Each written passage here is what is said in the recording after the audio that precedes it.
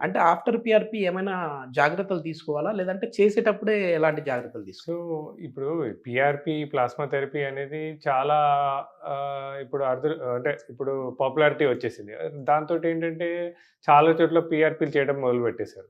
కానీ ఎపియాన్ is the pioneer and ఎపియాన్‌లో అసలు పీఆర్‌పీ అనే పద్ధతి అంటే first of all right from దాన్ని తయారు చేసే పద్ధతి దగ్గర నుంచి మొదలుపెట్టి దాన్ని పేషెంట్‌కి ఇచ్చేటప్పుడు కండిషన్స్ బట్టి అండ్ దెన్ దాని తర్వాత పీఆర్‌పీ తర్వాత తీసుకోవాల్సిన జాగ్రత్తలు. ఇవన్నిటి వల్ల పీఆర్‌పీ, ఏపీఎన్‌లో చాలా బాగా సక్సెస్ అయింది. అంటే మనము ఫస్ట్ ప్రిపరేషన్ దగ్గర చూసుకున్నట్టయితే, దానికి ప్రిపరేషన్ కోసమని మన ఎఫ్‌డీఏ కొన్ని పీఆర్‌పీ కిట్స్‌కే దానికి లైసెన్స్ ఇచ్చింది.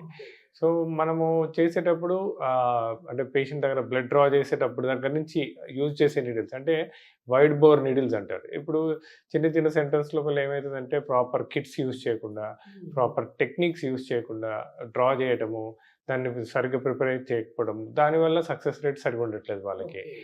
కానీ మా సెంటర్‌లో ఏంటంటే first of all FDA approved kits use చేస్తాం.